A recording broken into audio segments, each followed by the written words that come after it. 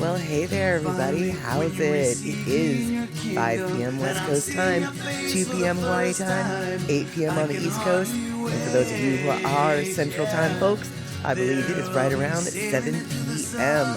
Good to see you here. I am Mad Statter. This is Chatter with Statter. We've got some chatting to do today, and it looks like Rick is already here, waiting for the crew to show on up. So glad you're back in the house again, Rick. Rick has been away for the last few days, up at his cabin in northern Wisconsin, hanging out in the 90-degree weather out there. Couldn't even believe that, Rick, when you sent me that email that said 94 degrees. I was 1,000% sure. I mean, I would have bet money on it that you had a typo. It was only 64 degrees, right? Right. No. Apparently it really was 94 in May. That is just, it is crazy talk to me. But I guess in Wisconsin, maybe it's kind of normal. So it looks like we've got Darlene in the house. Darlene was the one who was able to tell me, oh yeah, it was 94. Because Darlene also was in Wisconsin. Not exactly where Rick was at, but she was able to give me the true lowdown. And no, not a 64 degree. It was 94. Lord Almighty. And we're in the house verifying that yes, even though she was not in Wisconsin this last week, her weather was also weird. And what with Minnesota being close enough to Wisconsin for government work, we're going to say that she's just a next door neighbor and it was weird. So there we have it. All right. Now, today it looks like it's not a crazy hot day in Wisconsin, but it'll be high 80s all weekend. All right, then. I was here all excited that we were looking at 65 degrees in Seattle and thinking we were all springtime happiness. But I guess you guys are already rolling into summer with that 80-degree weather. And coming in with the reality of geography, Minnesota is next door. Well, then no wonder. No wonder it seems like it's next door. It is next door. There we have it. All right. So let's see here. Yes, Rick coming in with the reality that I didn't really want to share with everybody. Today, we are stuck on a 1080 broadcast. I love the 1080p broadcast, but not every machine does. Unfortunately, I restarted the stream twice, and they did not give us the gear for downgrading for all the peeps whose Twitch is being twitchy. So unfortunately today, we are stuck at a high end of broadcast, and I hope that everyone's machines can keep up. But if not, we don't have that fancy pants gear like we like to have. So let's see here. Looks like eMusic coming on in as well. I think eMusic also might have been in that 94-degree weather that Rick had to experience over there in Wisconsin. God, you guys, you're already into summertime. Whereas here in, Seattle, it is still very springy. In fact, today, we've got a windstorm, and I have to warn you guys, if I randomly if Twitch gets super twitchy and I suddenly go away, it might be because my power is going to go out. The wind has been insane all day, and my power has stayed on all day, and I generally have... Not sure I want to say what I'm going to say in order that I'll just jinx myself, but I guess I've already said it. I practically said it.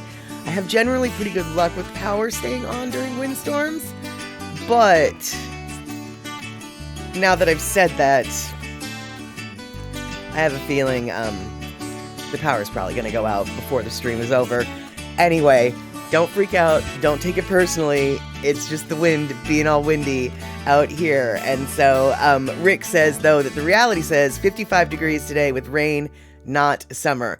Well, I'll tell you what.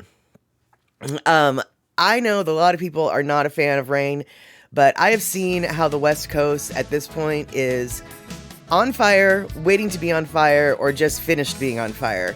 And so as far as I'm concerned, give me the rain, give me the snow, give me the wet.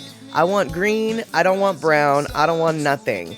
And eMusic says, oh no, no 90 degrees here. In northern Wisconsin, it makes a huge difference in temps, and it looks like eMusic did not get hit with that 94-degree weather this last weekend or so, which, frankly, I'm glad, because 94 in May is just too hot. There, I've said it. I've made a law. It cannot be... I passed the law. Congress shall take notes. Mother Nature will listen. It shall not be 90 degrees in May. That's just too hot. And there you go. So that'll never happen again. Nope, ever. I fixed it. Hey there, Mark in Oregon. Good to see you.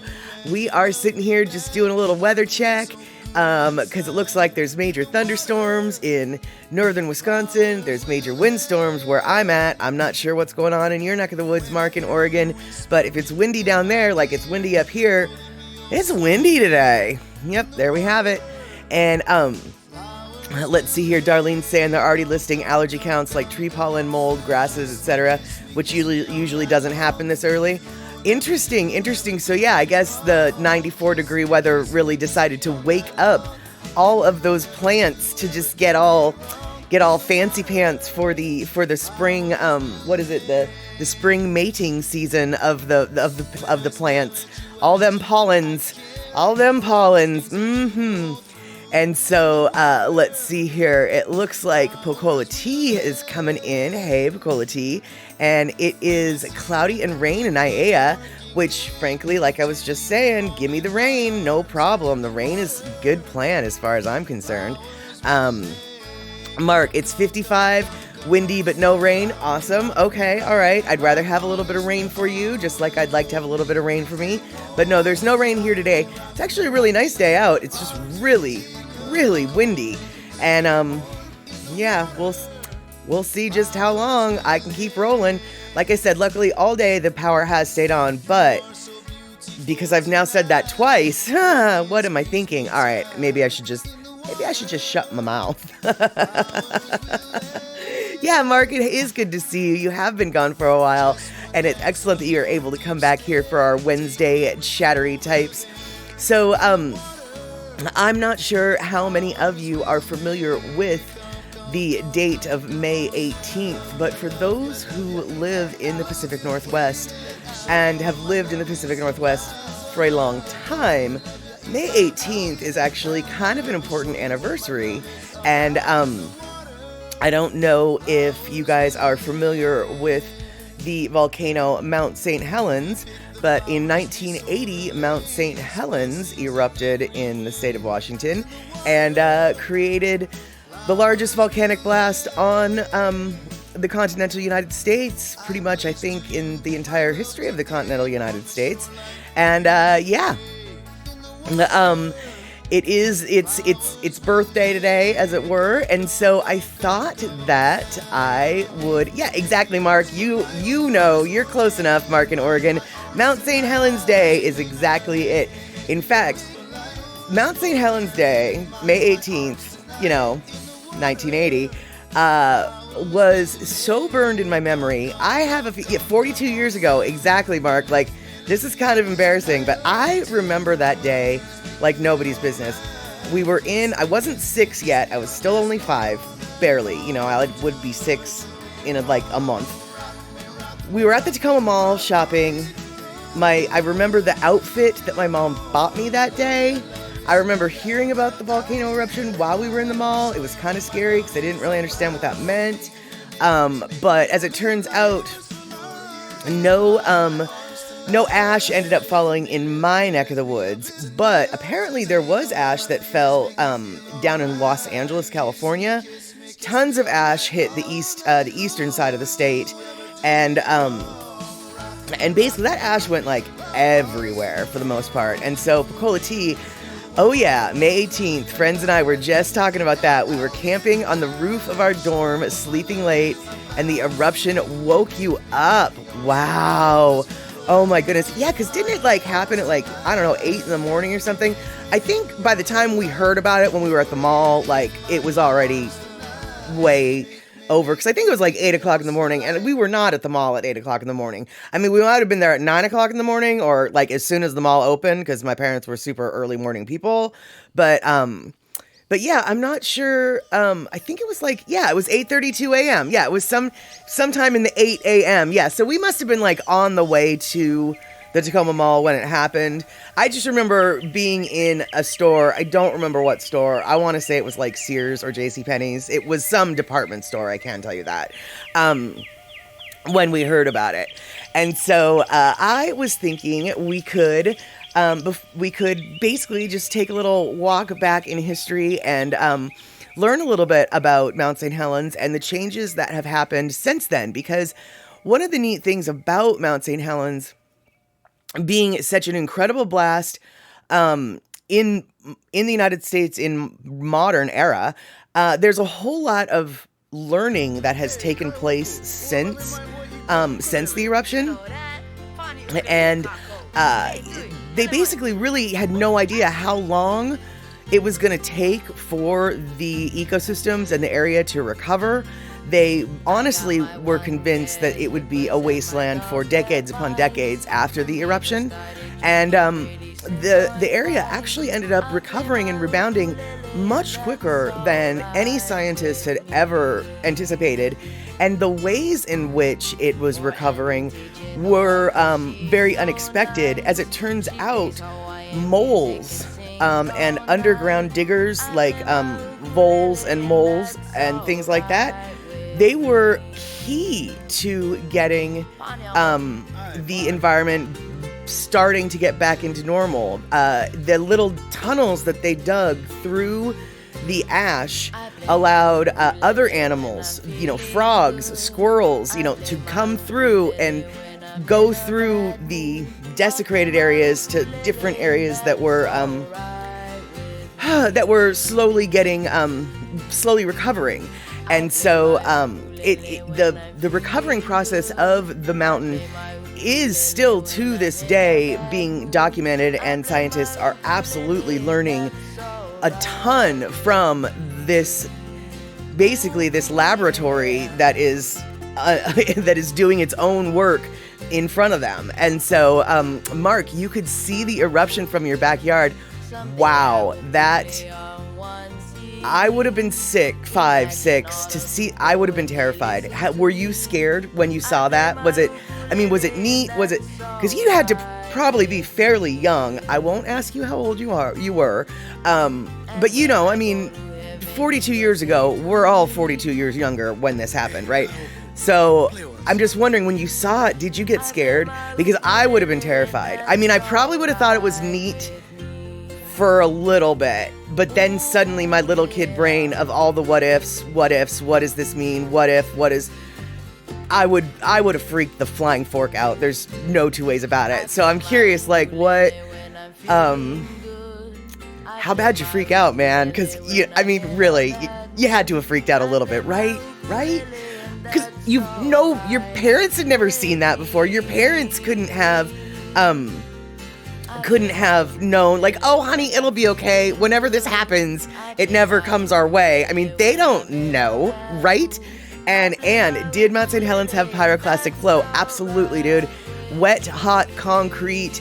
The lahars were amazing, and it was such a disappointment to my 6-year-old mind, because having moved just recently from Hawaii, hey, Vanilla Coke Pepsi, good to see you. Bonjour, as it were. Having just moved from Hawaii and being vaguely familiar, we are talking about Mount St. Helens Vanilla Coke Pepsi, by the way. Mount St. Helens was a volcano, is still a volcano in the state of Washington, that exploded on May 18th, 1980. And so I'm reminiscing of the day that it happened, and then what has happened to that mountain since then. And yes, exactly, Picolati, fear the lahar, abso-flippin'-lutely. But I was so confused because all of the news casts, were showing the hot, wet cement, mud flows of ash and mud and snow and this, that, and the other thing. And I didn't understand, where's the lava? I didn't, why don't I see any red lava? Because whenever Kilauea had erupted, and, whenever you saw mountains erupting in Hawaii, you had red lava. And so remember, I was only 5, but so the fact that there was no red lava for that eruption, remember, I'm only 5, it didn't seem like a real eruption to me. And I was kind of annoyed that, this obviously isn't that big of a deal if there's no lava. Obviously, like I said, I'm only 5. I'm not getting it. And my parents tried to explain how big of a deal it actually was. But I just didn't understand why there was no lava. And Pecola T, oh, I'm so glad I was not the only one. So Pecola T, she was a teen. But growing up in Hawaii, you were also confused about mud flows, no lava, right? And like the mud flow, I did not connect the dots as a kid. And obviously saying these words out loud now, it's a little bit embarrassing, but I didn't connect the dots that all the heat from the explosion melts all the snow that's on the mountain, which then creates a huge, instant, massive deluge of water onto the soil. I mean, it makes sense, when you think about it, but I didn't know. And so let's see here. It looks like Mark in Oregon, who got to see the blast from his backyard. You could see the south side from home. It blew out the north side, but you could see the column of ash roaring out of it. You weren't scared because it was at least 50 miles north of us. Man, I mean, in hindsight, obviously you didn't need to be scared. And I'm glad you weren't. But I'm not so sure I would have not been a little bit worried. And you are right, it did blow out the north side, which is part of why it was so damaging. Because unlike most typical volcano explosions that go up, this one came out the side of the volcano, and then obviously it went up as well. But blasting out just the side, caused a huge amount of land to be displaced, and where, oh my God, I just Googled it. 17 separate pyroclastic flows happened at Mount St Helens. Exactly, it was a huge flippin' flurpin' explosion. Huge.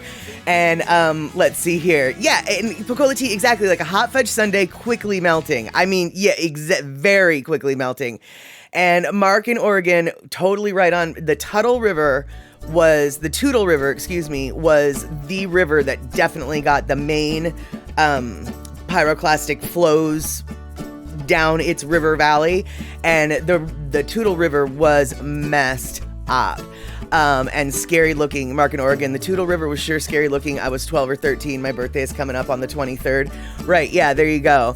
Let's see here. Vanilla Coke Pepsi. In Canada, school ends at the end of June and starts back up mid-September. Vanilla Coke Pepsi, I'm so glad to hear that, because there are so many schools in my area that actually start school like in mid-August, and it's just like, that is against all of my summer vacation rules that I've ever had in my life. No, school ends in June, maybe not late June, mid-June in my world, but late June if we had snow days, and you don't start school until after Labor Day in September, period, end of story. All other schools that do different things, well, they're just wrong. That's right, they're wrong. So I'm glad the schools in Canada aren't wrong. And yeah, Mark in Oregon, all the mature fir trees were blown down like toothpicks. Absolutely, and the footage of the mud flows and the lahars made those huge trees look like toothpicks. I mean, the level of devastation is still to me almost difficult to comprehend, even though I saw video footage of it happening literally live while it was happening. And Pecola Tea, it was finals week in college for us. Lots of students were stranded at campus because flights were disrupted. The interstate was shut down. Absolutely. That does not surprise me one flippin' bit. And let's see here. And where you only remember bits, you were only 4, right? You just remember you were sad that the old man who lived there wouldn't leave. Yes, that's exactly it. Harry Truman was the gentleman's name. Harry Truman, not the former president. Same name, different guy. But Harry Truman, he decided to live at Spirit Lake and stay there until the very end. And for people who aren't so familiar with the story of it, scientists knew that the volcano was going to explode. They knew it was going to erupt. They didn't know how large, and they certainly had not anticipated the sideways blast, because like I said earlier, most traditional volcanoes do an upward trajectory, whereas this one acted a little differently and kind of exploded out the side. They had a feeling that might happen because there was bulges that were not only measurable, but actually visible to the naked eye of land expanding. So they had a vague idea that there might be some problems on the north side, but they certainly didn't anticipate what it actually ended up doing. And Harry Truman, he stayed until the very end. I have mixed feelings about his choice. On one hand, because he had lived there for so long, he was a very old gentleman, very stuck in his ways. I feel like if he had left, he probably would have died shortly after the eruption anyway, because his home, that he would have been so out of sorts. His whole life would have been lost in that explosion. So I can see why he made that choice. On the other hand, oh my God, dude, you are signing your own suicide death warrant with choosing to stay at the Spirit Lake cabin that he lived in, and he did not survive. That we can say with certainty. And Rick saying, being way east of Mount St. Helens, all we got was some fine dust and great painted red sunsets. Fantastic. Yeah. So let's see here. Yeah, Darlene, when you saw the pictures, you couldn't even believe it. Precisely. And Mark in Oregon, Harry S. Truman was buried alive in the old lodge. He probably never knew. That's what I'm hoping. I'm hoping it happened so fast that it really was a case of he just didn't know what happened. And Vanilla Coke Pepsi, just so you know, that mountain is no longer called Mount McKinley. Just so you know, it's actually called Denali. And whether or not you're going to be able to live there is a different story, because it is, I believe, a national park. But just so you know, it's no longer Mount McKinley. It's been changed back to its original name, which is Denali. So, and where, not the way you choose to go if you could. Yeah, well, there you go. And then Picola Tea. And then this is, I agree, Picola Tea, this is actually sort of where my sadness comes in. Harry Truman had a ton of cats, and so all of his animals, all of his pets, all of his cats were also killed along with him. That being said, I'm guessing it would have been next to impossible to gather all of the cats that were probably indoor-outdoor cats living around. I'm not so sure they would have been able to gather them all. But yeah, that actually was one of the sad parts. And let's see here, Vanilla Coke Pepsi, who's going to stop you? The Alaskans are just Arctic Texans. Well, there is something to be said for that, but just so you know, what is it? Statistically speaking, per capita wise, Alaska has more mass murderers in the state than any other state in the United States, including California, including Texas, per capita. Now, California has the most mass murderers in the state, but California, it has way more people, so that makes sense. But from a per capita basis, Alaska has the most, so just take that into consideration, my friend. Take it under consideration. So let's see here. And then Rick is saying, but y'all remember that Harry Truman, mountain man, so maybe that's what he wanted. Exactly. First off, we probably wouldn't be talking about him if he hadn't stayed. We probably would all forget who he was. But like I was saying earlier, and like you're alluding to, Rick, I kind of feel like his life would have been so over if he had moved off the mountain that there would have been no point for him to live in the society that he had to move into. He was a mountain man. That was what he was. And so, and how did we get to multiple murders from volcanic eruptions? That's the way the chatter scatters, baby.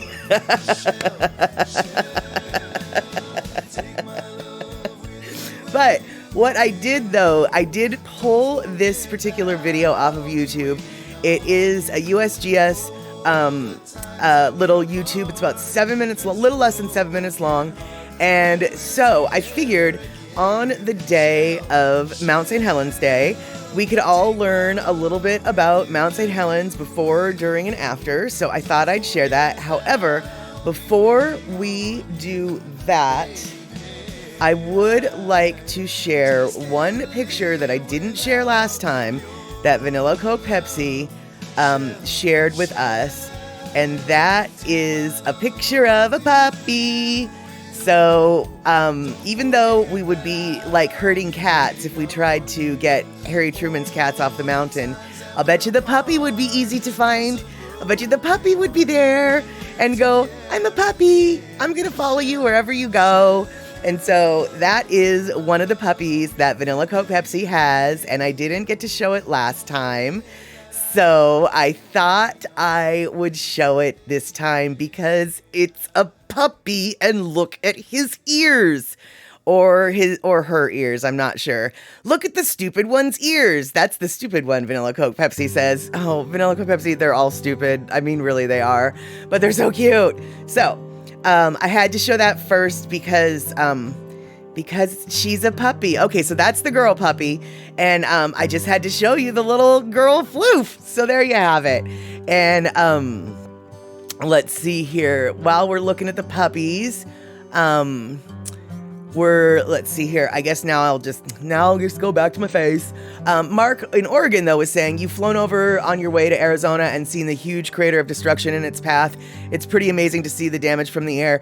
Yeah, it really is. The crater and the side blast and then the upward blast just created this. Oh, yeah, just a huge swath of destruction, basically. So let's see here. Floofy paws. That's right. Here we're talking about floofy paws. And Vanilla Coke Pepsi says she likes sitting on laps and licking faces. And that is, as Ann Ware says, a very boopable black nose. And, her name is Callie. Fantastic. Now, Vanilla Coke Pepsi, I know that you've got her brother. What is her brother's name? Callie is the girl, and the boy's name is what? Because we like to look at Cuddly Floof, especially Cuddly Floof that's smart enough to be in the shade. See, you think she's silly and stupid, because she is, but she's also smart because she's in the shade. So Callie and Huxley, how very cute. All right. Gotta love it. I do. I love the little puppy. But, okay, so we're switching gears back to the mountain. We're talking about the mountain now again. What? Yeah, we're talking about the mountain. So, everybody, let's see here if I can find my button. Let's see if we can sit back and learn a little bit about Mount St. Helens. So, here we go. Uh-oh. Hold on. That's not right. Uh-oh. That wasn't right. Hold on. Hold on. Here we go. My name is Sean Healy. I study forest dynamics. I study changes in carbon, changes in forest structure when they are disturbed, that is burned or cut down. I also study recovery, which is what we see a lot of following the eruption of Mount St. Helens. I visited it for the first time 20 years after. It was like a moonscape. A lot of it was still like a moonscape. You know, pieces of pumice on the ground, no vegetation. It has been a place of extraordinary change over the last 40 years, from really beautiful old-growth forest to a moonscape, and then back again to a lot of unbroken sort of 20-year-old forests, pretty high canopy cover, a lot of trees there now. From the fringes of the blast zone, you definitely see patterns of revegetation. They start slowly with a little bit of greening, but by the time you get to the end of the time series, it looks pretty dark green. And you see the same thing on the ground. You see maybe not a 40-year-old forest, but something that looks 30 years old. And in this part of the country, trees are pretty tall after 30 years. What we're looking at is Mount St. Helens in southwestern Washington in 1973. The snow cover is what you see as white there, right in the middle of the mountain. It's surrounded by some dark, deep reddish forests, which is basically how this MSS imagery sees older growth forest. To the east of it, we see a lot of very active timber harvest. All of those patches of blue are recent clear cuts. Just to the north of the mountain there, you see a very large clear cut. That one happens to be about 2 square miles, which is really, really large by today's standards. And then Spirit Lake, just to the northeast of the volcano, you will see that the shape of that lake will change radically after the volcano erupts. Well, in this image, I mean, if you remember that large clear cut that I pointed out, you can see that it's starting to go from that bluish cast to having more red, which indicates, recovery following harvest. And 6 years has passed, so you would definitely expect that in a very productive forest like this one. And it has been joined by a lot more clear cuts in that area, too. I have looked at a lot of Landsat scenes. This is the biggest change from one image to another that I can think of. Forests and everything else, many miles to the north, were just incinerated. The blast and the heat and the ash really leveled a lot. It looks from this image like Spirit Lake, just to the northeast of the volcano, is not there. But it is there. It's covered in logs. And most of the water in that lake got splashed up 600 feet or more and sort of dragged all of the trees that were on that wall down. Over the 40 years since the eruption, we do see that recovery happens first in the places that didn't have, that huge blast of heat and were not covered with many, many meters of ash or mud. In '84, the first thematic mapper, Landsat, was launched. So that really changes our ability to display this kind of image in something closer to true color. So it's much more intuitive. Green means green. So from this point forward, you can sort of visualize the encroaching greenness, which indicates, the revegetating and reforesting areas after the eruption. Well, I'll also point out some of the remaining old-growth forest that you can see in that very dark patch. In the MSS imagery, that was dark red. It's just much more intuitive to spot that kind of dark green when we can display it in true color.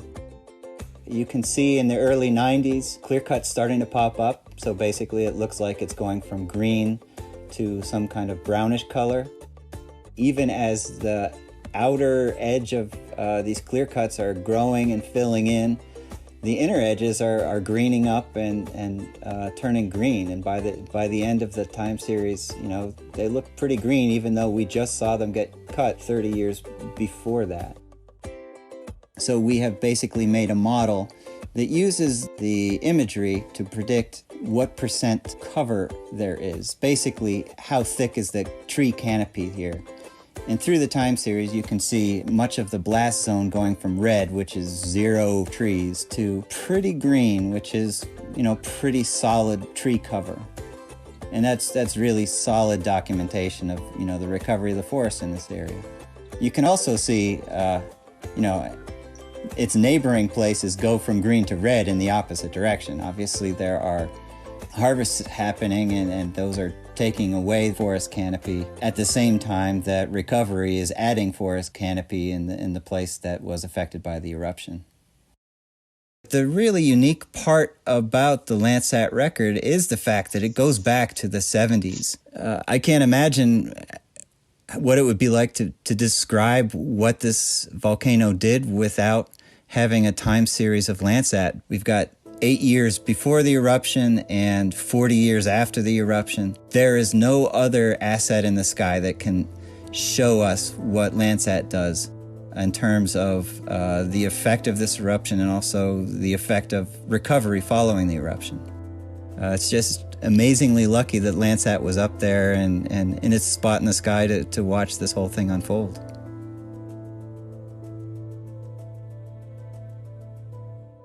Let's hear it from Landsat.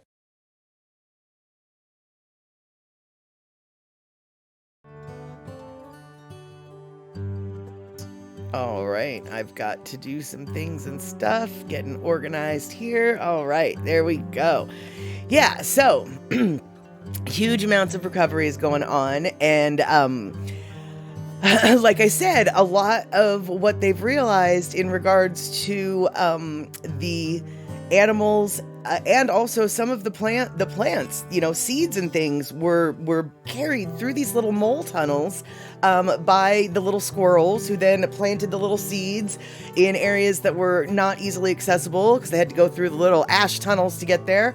And slowly but surely, these little recovery zones, started to exist and then expand and then connect with one another. And as it turns out, the recovery from this particular blast was, according to the science at the time, it's happened way quicker than they ever anticipated. So, so I wanted to just share that little thing with us there on Mount St Helens Day. And so let's see here. Rick is saying, and that cutting was way back then when lumber was cheap. Now what are they doing to the forests? Lots of money. Yeah, without a doubt. As you could see in that video, there was still, logging is still an industry in the Pacific Northwest. Obviously, it's not the same industry that it was prior to the 80s. I'm not sure if you guys are particularly familiar with the spotted owl controversy. Spotted owl is an endangered species that basically is required to it lives in old growth forests. And so in order to save the endangered spotted owl, a lot of timber activity was prohibited, cut back, changed. A lot of forests became off limits to timber companies, and huge controversy in the 80s in the Pacific Northwest. Frankly, people are still a little bit bitter about it. And so logging industry took a huge hit in the 80s in the state of Washington, but it didn't mean that it's not there. Like, there's still plenty of logging that's going on. Don't let the logging industry fool you. They still own a lot of land. They still cut down a lot of trees. So, so as you could see in that video, there's still a lot of clear cutting that happens in this state. And so let's see here. eMusic, during the years that people were arriving in droves to Volcano, they clear cut so much of the rainforest. A law was passed to slow it down. Thankfully, it worked. Right, exactly. I understand that, as I've said actually on this stream before, there are legit reasons for needing to use old growth forest. Shipbuilding and dry dock work at the Puget Sound Naval Shipyard in Bremerton absolutely requires old growth wood. So there are some things that require it, but for the most part, we don't really need to be cutting down the big trees, and plenty of timber companies do own land that they cut down, replant, grow it, cut down, replant, grow it. There are plots of land in the state of Washington that literally have their harvest dates on the sign along the side of the freeway, on the side of the highway, where it says, yeah, we cut this down in 1917, we cut this down in 1942, we cut this down in 1963, we cut this down in 1997, and we're planning on cutting it down in 2000. They replant those quote unquote forests so they can continue to harvest. Now, granted, the forests that they replant aren't actually forest ecosystems. They're basically just a monoculture of trees, somewhat like a Christmas tree farm, as I refer to them. So it's certainly not the same thing. My point, though, is land that's been used continually for logging is probably best to continue using for logging. And we don't need to find new logging land. We've got plenty of land that's currently being used for logging that can continue to be used as such, because trees actually do grow back.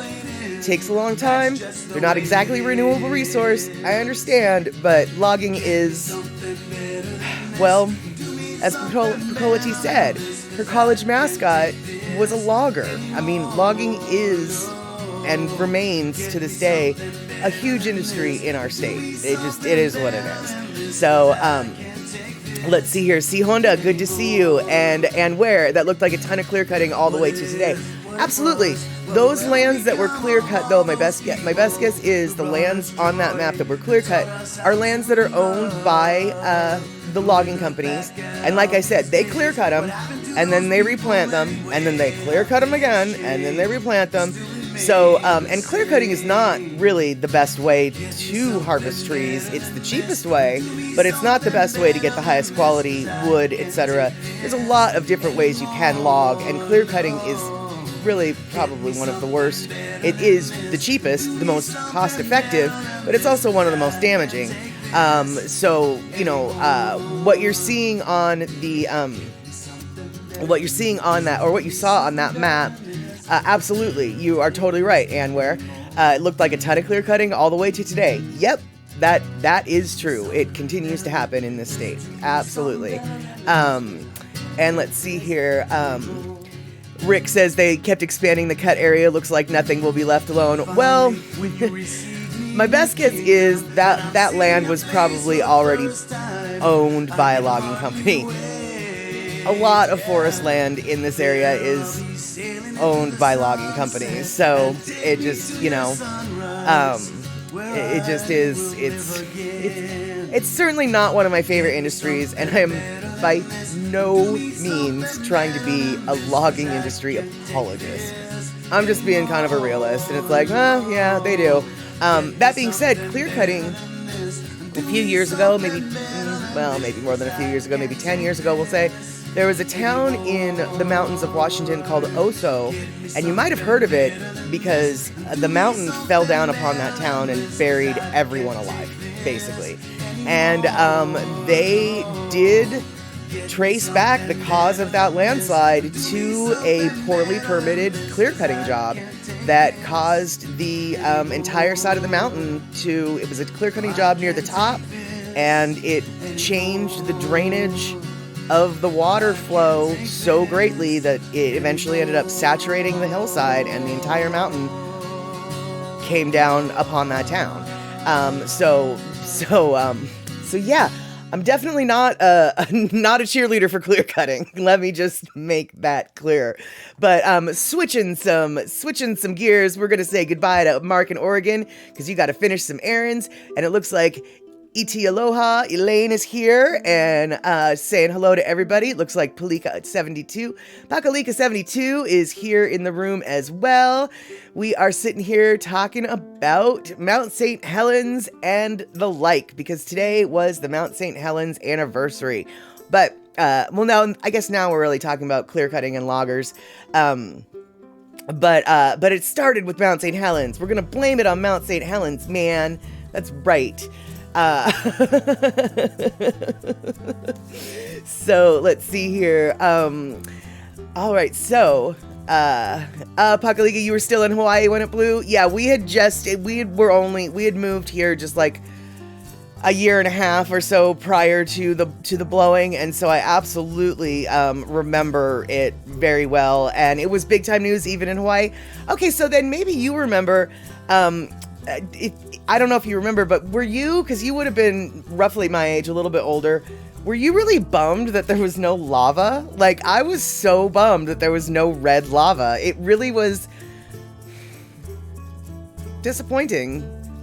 And I realized that only a 5-year-old could call the largest volcanic blast on the continental United States in modern history disappointing. But it was disappointing. There was no lava. And so, yeah, that was, right. Okay. So yeah, you remember no lava. It's like, what kind of half-assed volcano is this if there's no flippin' red lava? Just lots of dust. Exactly. Yeah. So for all of us immature Hawaii types, Mount St. Helens was a very disappointing volcano explosion. I realized that that's completely uninformed and ignorant, but you know, Pakalika was in 3rd and 4th grade. I was like in 1st grade. Come on, we're allowed to be a little bit uninformed, right? Right. Okay, so, yeah, exactly. Pele not there, apparently. Precisely. That is exactly it. And, And let's see here. Hello, Antonio Montoya. How are you? I'm good. I hope you're good. I'm Mad Statter. This is Chatter with Statter. Welcome to the Chatterbox crew. We are talking about Mount St. Helens. May 18th, 1980 is when it blew. So it is the 42nd anniversary of that explosion. And exactly, Picola T, it was a volcano faker, man. And and where exactly it didn't look like the baking soda with red food coloring and vinegar clay volcano experiment. Precisely. That is exactly it. It's like, where is the red flow? I want the lava, gall dung it. Gall dung it. Yeah, but yeah, we were little and totally uninformed. Exactly. So that's the little, excuse me, that was the little sidetrack educational moment that I figured we could have today. And Pekalika, but it was still scary as all get out. Yeah, like earlier today on the stream, Mark from Oregon said that he actually witnessed the blast from his backyard. And I was just like, oh my God, I would have been really scared as a kid. I would have been freaking the flying fork out. Hey, Vanilla Coke Pipsy, good, you're back. But apparently Mark was like, no, I wasn't that scared. So smart of him not to be scared, I guess. Or maybe stupid of him not to be scared. Turns out he didn't need to be, but I would have been freaking the flying fork out. That's right. Fleeking the flying fork out. And I know exactly, and where preschool volcano science is supposed to be accurate. So what is up with the gray St. Helens volcano? That was exactly it. And so, BX Tony Montana, I just finished showing a little video about the explosion. So you missed on some of the details, but basically, huge volcanic explosion, but there was no lava that came from it. And as a kid, that made me angry. There you have it. And, let's see here. I know, exactly, C. Honda. Hawaii kind volcanoes ruined us with the lava idea. I mean, that's prior to Mount St. Helens, I think really the only the only volcanoes that were actively active in the United States were in Hawaii. And, you know, it was all red. It's always red. And let's see here. E-Music, thank you so much for asking this. Tony Montana, where are you joining us from? Sometimes we've got folks from all over the world. This broadcast is coming out of the Seattle area, but we've got folks here from Hawaii, from Wisconsin. Sometimes we even get some folks from the UK. Sometimes we even get some folks from Spain. So just curious, where you coming from, my friend?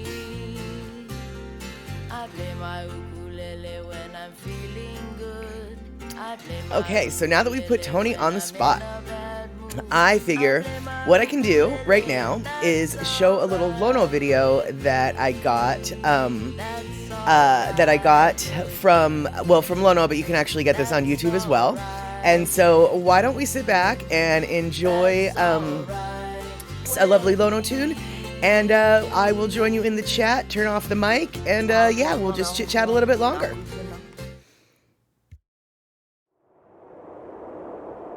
In our ancient Hawaiian concept, what we are supposed to do here on this earth in this life is nurture our spirit or our soul.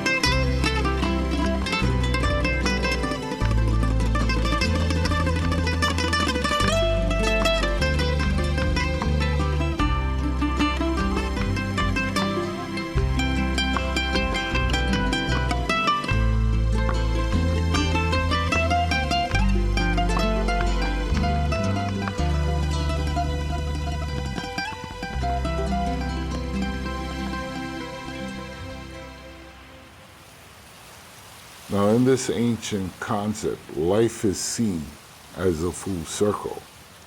No beginning, no end. Everything in your life is simply a dream.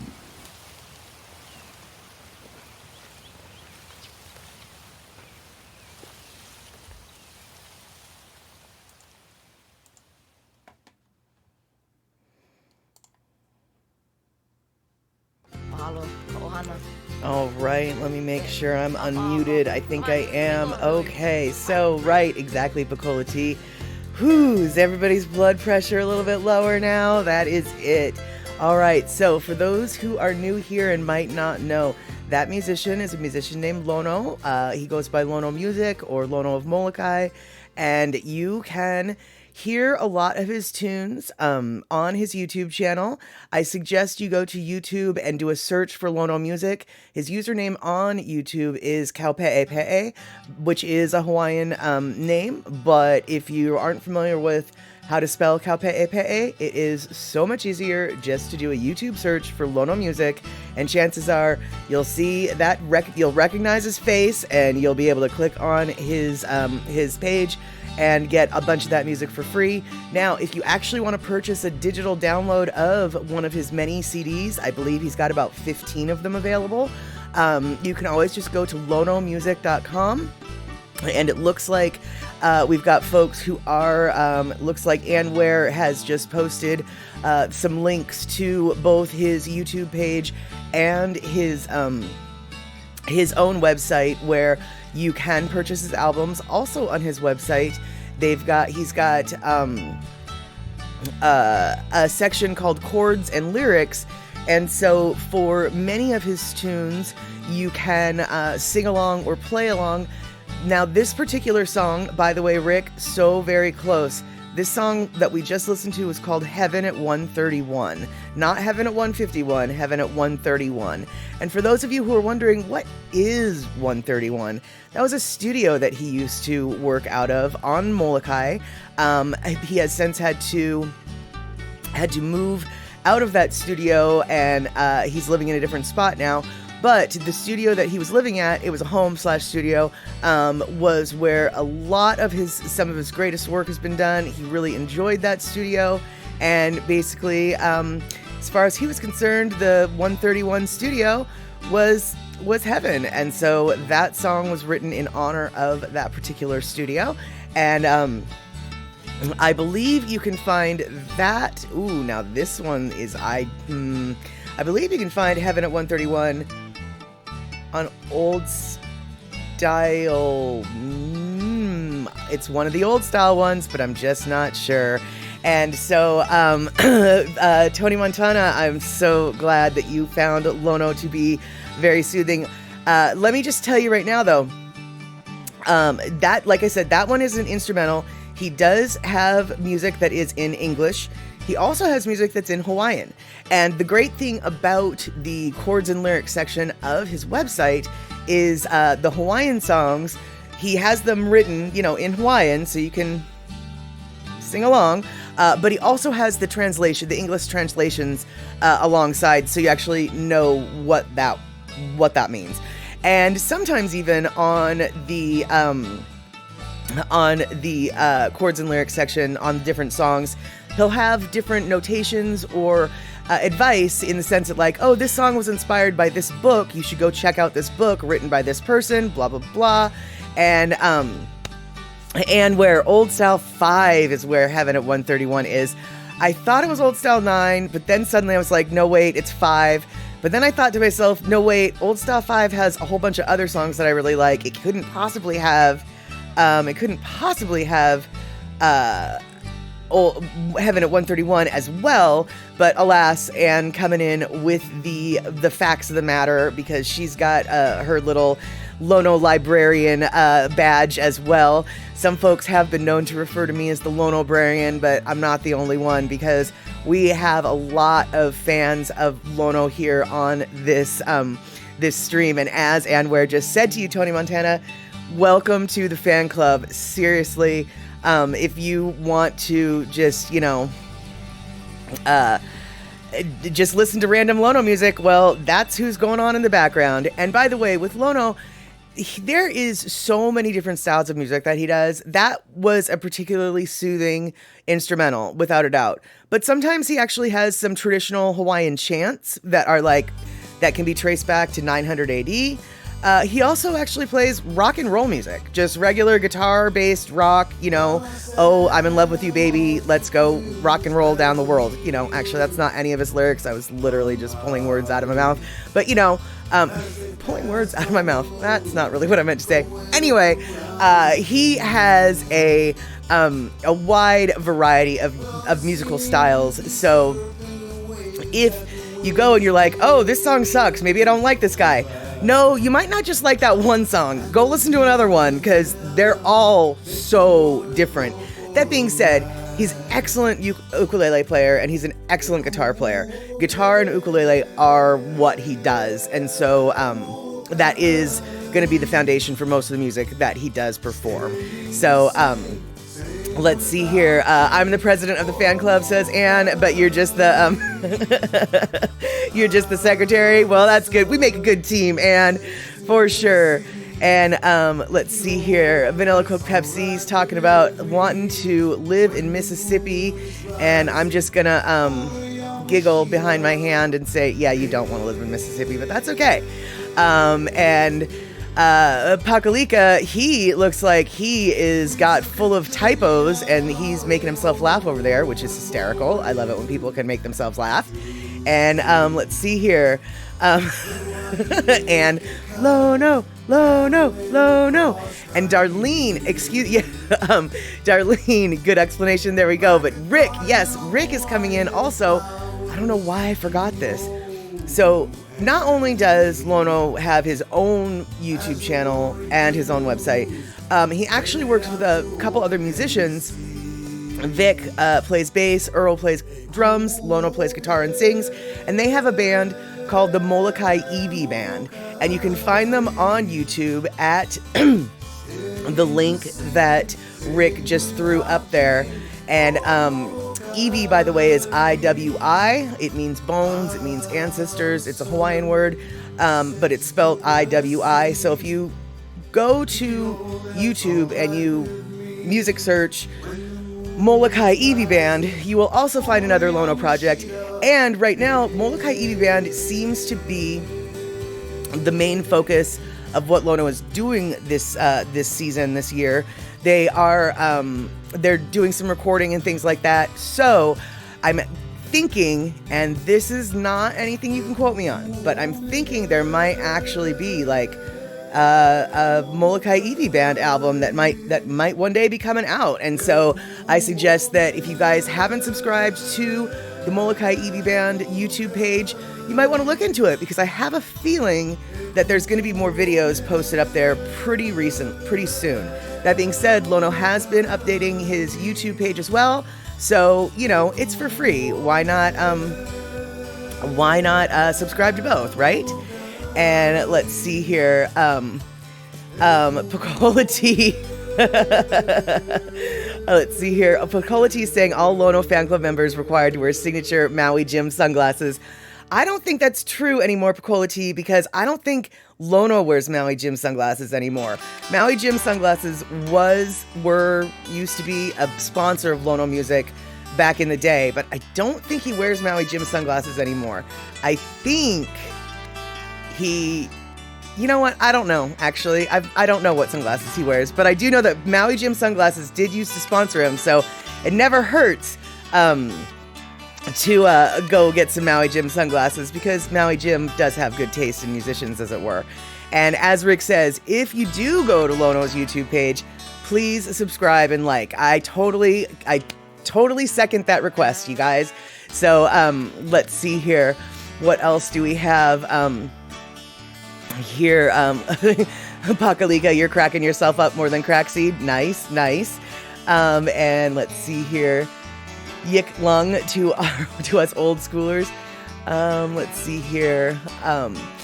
So, okay, Pakalika, you're sitting here just listing off crack seed stuff, which I'm sure some folks are like, what is crack seed? That sounds like it might not be something. Crack seed, actually, just so you know, is a Hawaiian-style delicacy. It is sort of dried fruit, preserved fruit, things like that. Things like lemon peel preserved in sugar and salt. That would be what's considered a crack seed. Crack seed is sort of a umbrella term for a bunch of different snack foods that folks on the islands like to eat. If I had some within arm's reach, I'd show you some examples, but I don't. So there you have it. You're gonna have to look it up. But let me just tell you right now, crack seed is probably not what you think it is. It's actually food. So there you have it.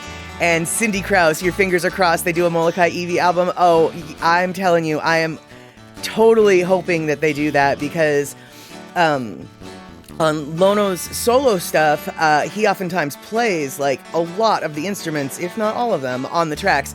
So to have Earl on the drums and Vic on the bass, I feel like that's just got to be such a relief for album production on Lono's part, and I just cannot wait to hear what they might come up with. And so let's see here. Darlene says crack seed is like Asian granola and seed, and I suppose that's maybe a vaguely good way to put that. Yeah, that's actually a good way to describe that. And Apocalypse72, say no to crack, say yes to crack seed. Exactly.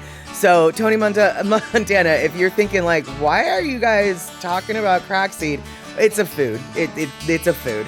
And also, you might be wondering, okay, so you're in Seattle, but you keep talking about Hawaii. What is going on with that? Well, basically, this particular stream came off of another streamer's stream, and that streamer, his name is Andy Bumatai, and he does a stream called Daily Pigeon Live. He's a comedian based out of Hawaii, and most of us here in this chat have met on that stream, and then then I went and started a stream, and people come over and hang out on my chat, but we all have a love for Hawaii in common.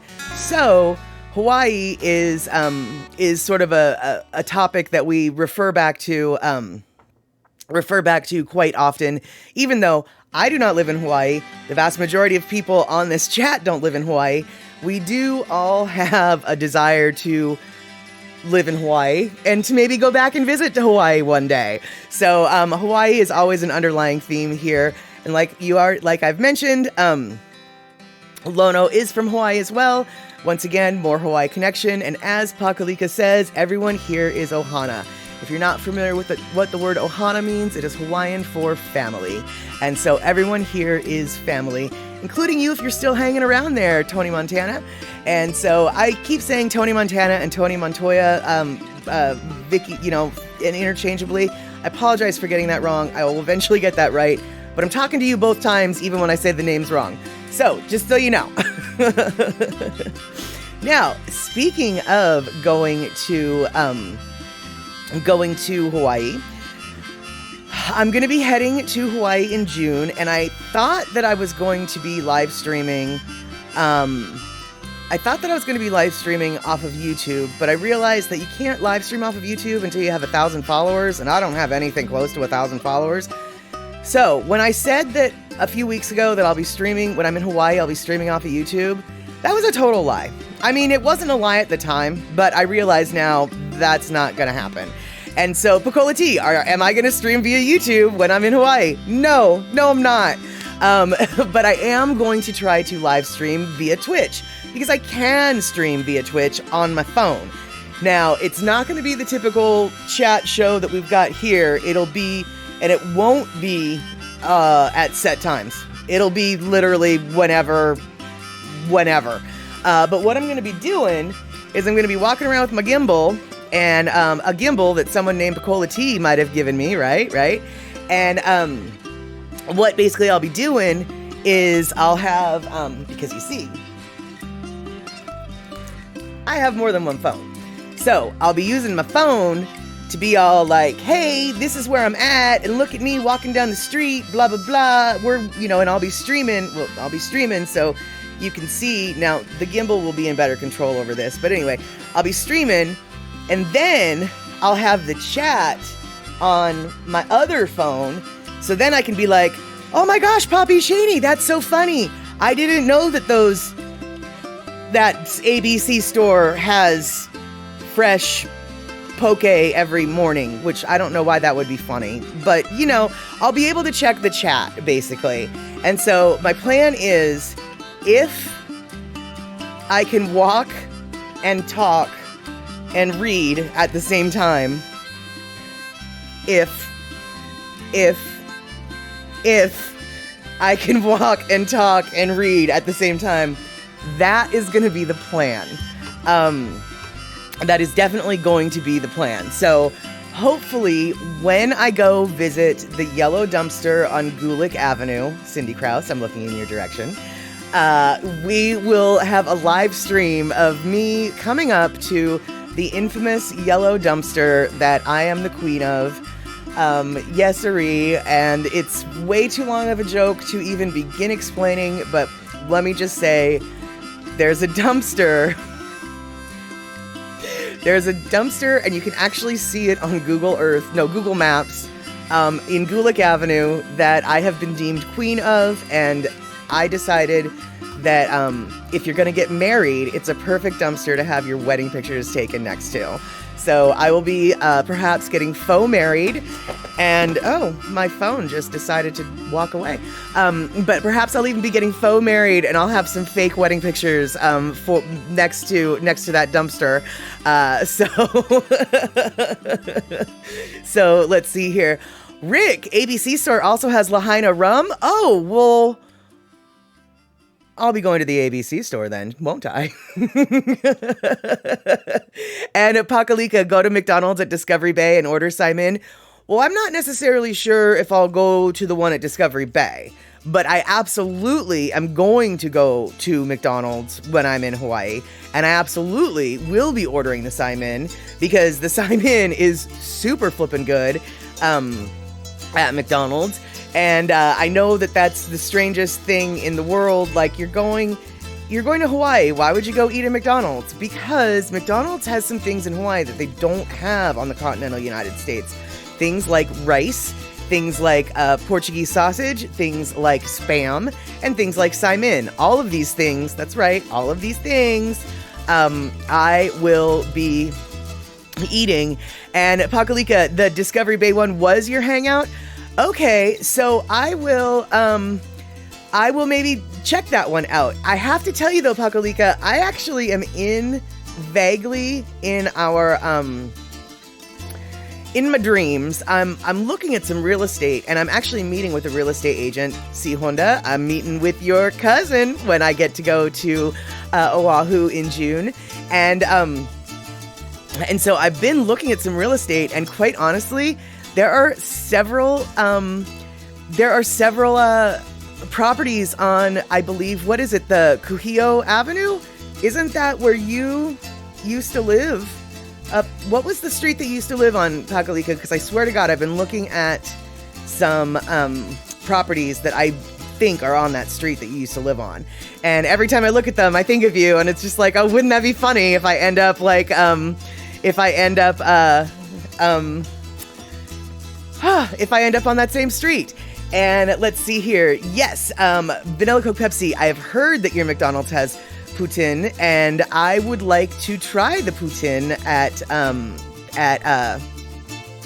McDonald's. I've never had it before, but yeah, McDonald's for sure has the most consistent taste from restaurant to restaurant, country to country, aside from those strange little dishes that are in McDonald's in Canada, like the poutine, or like the McDonald's in Hawaii, like the Simon. And let's see here. Okay, so it's what is it? Kai'o? Uh-oh. Let me write that down, and I don't know how to say it. All right, maybe I'm not looking at... No, I feel like I've seen his property on there. Anyway, I am vaguely thinking about buying a condo in Hawaii and moving there. So we will see how that ends up working out. And let's see here. The way I just said Putin is like the Newfies just hurt you. Well, Vanilla Coke Pepsi, do you want me to say it? Because I can say it. I'm gonna say it. That's right. Pamplemousse. All right. You know, Vanilla Coke Pepsi, I don't speak French, right? I just don't speak French. I don't speak French well at all. And Ann Ware and Vanilla Coke Pepsi are just dying over there. Exactly. Cover your ears, because she just said the word, which I won't say again, because I know that it drives Ann and Vanilla Coke Pepsi just nuts. So, and I say it in good fun. But okay, so check this out, you guys. So I ordered, okay, so I'm going to Hawaii, right?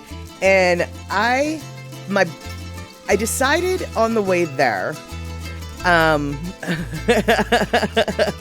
oh, Vanilla Coke Pepsi, I don't know what you just said, but I have a feeling whatever you wrote in French is probably telling me off in a very not polite way. And I deserve it, so it's fine. And Anne is just like, I know exactly what he said. And, oh, see, Honda, you're kidding me. See, Honda just said McDonald's in Netherlands has a raclette burger now, and you want that one.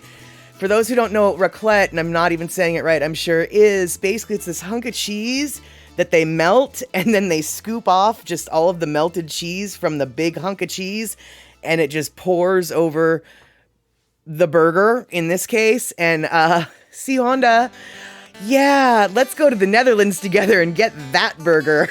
Let's go to that place. I don't care that it's McDonald's, and we shouldn't go to McDonald's when we're international traveling. I want that burger. And Anne's gonna come with us. Looks like Andre's in the house throwing down 400 biddies. Thank you so much, Andre. Not sure if you can hear me talking or if you're still on the Bay Area Rapid Transit and aren't able to hear, but thank you so much for coming. And why I'm pantomiming like that, because you're probably not gonna, if you can't hear me, you're not gonna know what I'm saying, but still, thank you so much. And Pakalika, okay, new thing, when at McDonald's, order a Big Mac and ask to substitute beef for chicken patties. Yeah, I've heard of that, but you know what, honestly, I don't think I would like that. And quite honestly, I like the Big Mac, but like just take the middle bread out. I mean, why do I need the middle bread? Just give me the two things and then the sauce because the sauce is super good and everything, but like, I don't want the middle bread. And like 2 chicken patties and a Big Mac, I mean, gosh, dude, that would be huge. Probably would taste good though, huh? Okay. That does sound good, actually. All right, yeah. There we go. Darlene, it does sound delicious, but cannot. It would kill me. Lactose issue. Got it. Hey, Predict Gaming 23, good to see you. Are you back in the U.S. now? We are sitting here talking about McDonald's throughout the region in Hawaii. They've got some Simon Portuguese sausage breakfast, Spam breakfast. They've got rice. Sometimes they have the Terry burger, and I'll definitely try the Terry burger if they have it when I'm in Hawaii at McDonald's. When I'm at McDonald's in Hawaii, when I'm there in June. And Pocola tea, I don't suppose I'll be able to order a teriyaki smoky gray sponge at McDonald's. No, because the gray sponge is only available at Burger King. So I'll have to check to see if Burger King in Hawaii has the teriyaki gray sponge burger. Because if it does have the teriyaki gray sponge burger, I just might have to try it. And I just might have to video it. And Apokalika72, and am I going to try to meet up with Andy? Not only am I going to try to meet up with Andy, I think he might be picking me up. No, not picking me up from the airport, but I think he might be dropping me off to the airport when I leave. But yes, Andy and I definitely have plans to coordinate He hinted that he might lend me a GoPro. I don't know how to use GoPros, so I don't know if that's a good idea. But I am excited about the idea of having a multitude of cameras, because like I said, I do have 2 phones, one of which just fell on the floor, but the other one's attached to my gizmo. And so I will be documenting as much as I possibly can when I am in Hawaii. And let's see here. So Pratic Gaming, my stream is kind of lagging, and I'm not sure what is going on with that. I've got not a happy looking set of flashing lights, and I'm not sure how to get that fixed. But we've only got 10 minutes left, so hopefully we won't have to deal with too much lagging and straggling and etc. For very much longer. Hopefully it'll fix itself. It won't fix itself, I know, but hopefully it will. And it is a 1080 broadcast day, which means nobody can download, which really pisses me off. I did try restarting the stream twice so I could sneak in and maybe get the gear that allows for everybody to adjust, but they were just not doling out the gear. And Pakaliga covered the lights with a towel. I like how you fix things. Yeah, I like how you fix things. And Rick, maybe Andy will lend me the one wheel. Oh, he might, and I won't accept it, because here's the deal. After I broke my ankle with roller skates, I kind of said, you know what? I'm never putting wheels under my feet again. I will ride a bike, no problem. But skateboarding, roller skating, one-wheeling, I'm just not so sure I'm cut out for that after my ankle just decided one day to break for no reason. Quite literally, it was when I was on the roller skates and my ankle broke. It's not like somebody hit me. I was skating on the skates and then my ankle cracked and I fell because my ankle broke. So I just don't feel like it. I just don't think I'll be doing the one wheel. Not at all. And exactly, see, Honda, we don't want Molly in the hospital. Nope, not at all. So, but speaking of we don't want Molly in the hospital, shoot, dude, we'll be lucky if we can get Molly in the hospital in Hawaii, because check this out. So I booked my flight, right? Now, I'm a big person, and I'm a big person, and I don't really like flying to begin with. The whole COVID thing kind of freaks me out. And so I said, you know what, screw it. I'm buying 2 seats. 2 seats for me. Because I'm a big girl. And I don't want to sit there for 6 hours worrying about whether or not I'm encroaching upon somebody else's space and how uncomfortable they are and how uncomfortable I am because I'm a big person and I'm squished into a tiny little airplane seat and it's a really crummy way to start a vacation or a holiday. So I bought 2 seats, right? Now, here's the deal. At least on Alaska Airlines, you're not allowed to buy 2 seats in the same name at one time. So I bought 1 seat, logged off, logged back in, and bought the next seat right next to it. Fantastic. Except, here's the problem. They changed one of the seats. So my reservation for one of my seats was for 9 a.m. The reservation for the other seat was for 9 p.m.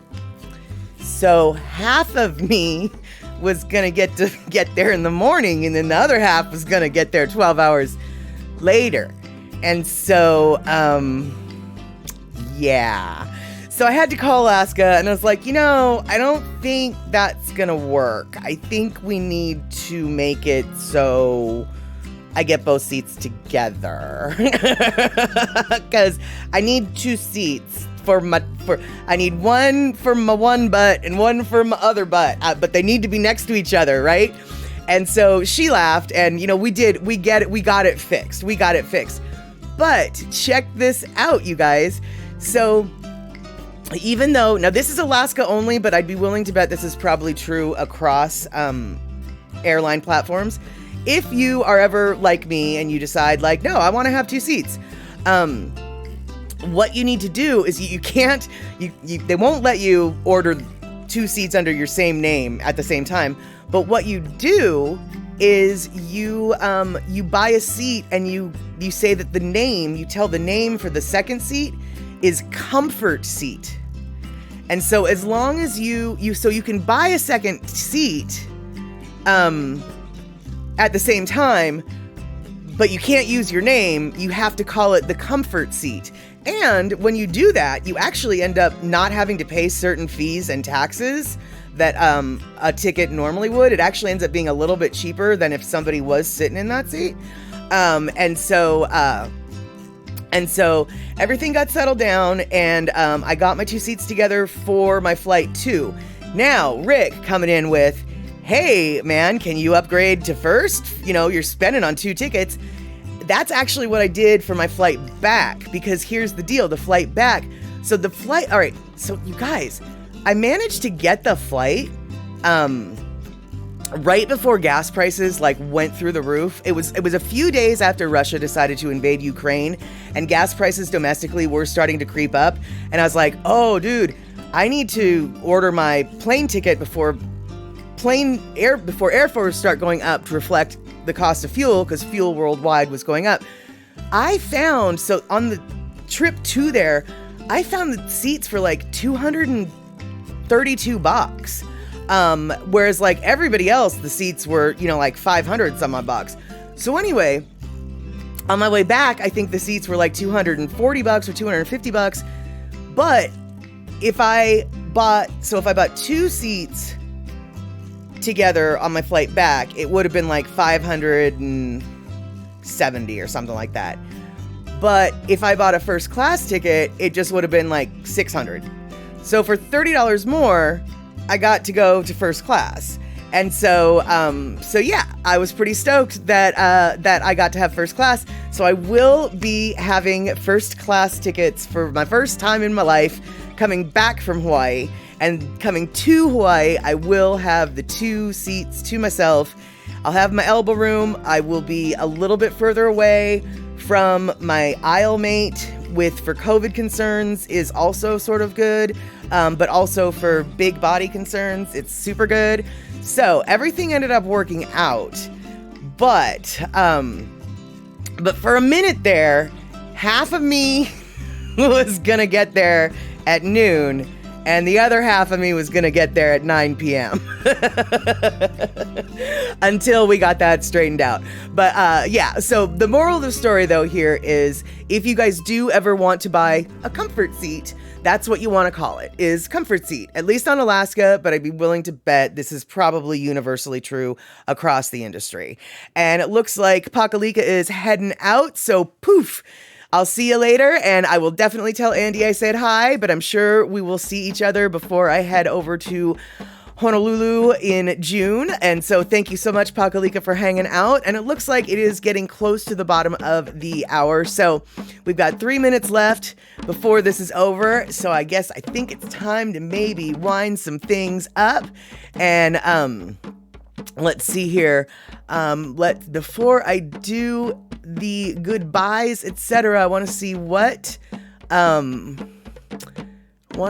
it is that I've missed. And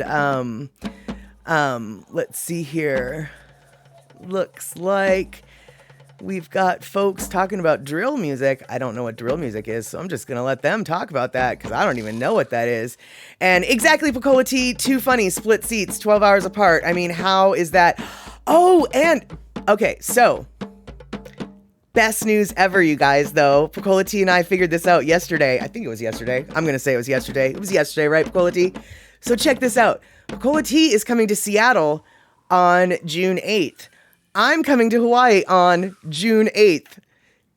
I think, Pacola T and I think that the airplane that I am flying into Honolulu with is the airplane she'll be getting on to fly to Seattle with. And so, there is actually a small chance that when I am offboarding the plane, hitting ground onto the islands, Pecola T will be sitting there in the waiting room waiting to get on the plane that I am getting off of. And so if we do manage to cross paths, and we will be looking for each other, we are going to be doing some drops and doing a little video together. I think that this is just the strangest coincidence and so funny. I think it would be really funny. I don't know what seats I'm sitting in, but wouldn't it be funny if we had the same seats? Anyway, just so you guys know, the world is very small, and Pecola T and I might be super glamorous and end up running into someone we know at the airport. Oh, what coincidence! And we'll just pretend like we're fancy rich people who meet people we know at the airport all the time. Yeah. So basically, that is the little Hawaii plans of excitement that Pecola T and I have for June, and that is a little bit further in advance. Obviously, we are still in May, and we will be getting together again, I assume, this Saturday, all of us for Statterbox at the cinema. I hope to see all y'all here, 6 p.m. West Coast time, 3 p.m. Hawaii time, 9 p.m. on the East Coast, 8 p.m. for all our Wisconsin Central people, and that would be Minnesota Central people as well, too, and looking in your direction. And let's see here. Anne says, I should leave an Easter egg hunt on the plane for her to find on her way to Seattle. I probably shouldn't, but wow, I kind of want to now. And Elaine, thank you so much for hanging out here. I want to thank everybody for hanging out today. For those who re-upped their subs, for those who threw down gift subs, for those who threw down the biddies, thank you so much. Cindy Krause, thank you so much. C. Honda, thank you so much for being here. And Pecola T, I don't know if flight attendants would appreciate me climbing around seats mid-flight. Exactly. That's why I'm like, I really don't think I should, but I kind of feel like I want to. And yeah, and where maybe not real eggs. No, I was thinking like, something like, I've got this weird little plastic green frog, that's a little toy. I mean, and if a kid found it, he'd love it. So there you go. It's no harm, no foul. I was thinking maybe I shouldn't. Okay. So Andre, thank you so much. Your phone is about to die. Thank you so much for hanging out for as long as you could and for the 400 biddies. And, Elaine, and no, they clean the plane after each flight. I'm not so sure they do clean it that much, actually. So that's why I'm like, I bet you I could hide something and it might actually stay hidden. But then again, do we really want to run that through the test? Because right, they're supposed to clean it between each flight. So maybe we don't want to prove that. Yeah. So if you guys are gonna hang out this Saturday, hopefully you will. The plan right now is to play the movie called Harvey. I'm not sure if you all remember a stream from many moons ago where I talked about Harvey's Buttered Rum, which is made in Bremerton, Washington, the town that I grew up in. And we realized that Harvey's Buttered Rum was actually named after a movie about a 6-foot-tall rabbit named Harvey. And I was on the hunt for that movie. It finally came my way thanks to the King County Library System. So we will be watching the movie. Yes, Rick, Giant Bunny. And we will be watching the movie Harvey this Saturday. So it is a full-on old-school classic. I think like from the 40s or something, or maybe the early 50s. So it is an old one. Now, as you guys know from my Statterbox at the Cinema stream, a lot of my movies get gotten from the King County Library System. Unfortunately, yesterday, my local library had a fire and will be closed indefinitely. So we probably won't be getting any movies from the King County Library System anytime soon. But luckily, I stocked up on a bunch of them from a couple weeks ago. So we should be good to go until I get back from Hawaii. Once I get back from Hawaii, we might be the movies might be a little scant and scarce, but hopefully by the time I get back from Hawaii, the library will be reopened. Because Pecola T, sad to hear about the library. Absolutely, I was really horrified when I heard about it. It looks like the damage isn't that bad, but they don't know how long it's going to take to clean up and repair. So it's going to be closed indefinitely, but that doesn't mean it's closed forever. It just literally means we're going to reopen it when we can, and we don't know when that is yet. So, so that's how that happens. All right, so let's see here. Harvey is a 7 to 8 foot bunny that's a magical species called a puka. Okay, all right then, there we go. And Rick, Savers probably has DVDs cheap. Quite possibly. In fact, there's several different thrift shops in my area. Savers is one of them. Although in our area, it's not called Savers. It's called Value Village. But Value Village, aka Savers, probably does have some. And I'm pretty sure the St. Vincent de Paul does. And I'm pretty sure the Goodwill does. And I'm pretty sure the Salvation Army does. And I'm pretty sure that other thrift store whose name escapes me also does. And those are the thrift stores that are just like less than a mile from my house. So I think we should be good. We'll see. We'll play it by ear. All right. So running long here because I'm running my mouth, and we're running long because I'm running my mouth. Time to wrap it up. Yes, sirree. So want to thank you guys, and hopefully we get to see each other on Saturday and we can watch Harvey. All right. Until then, take care, everybody.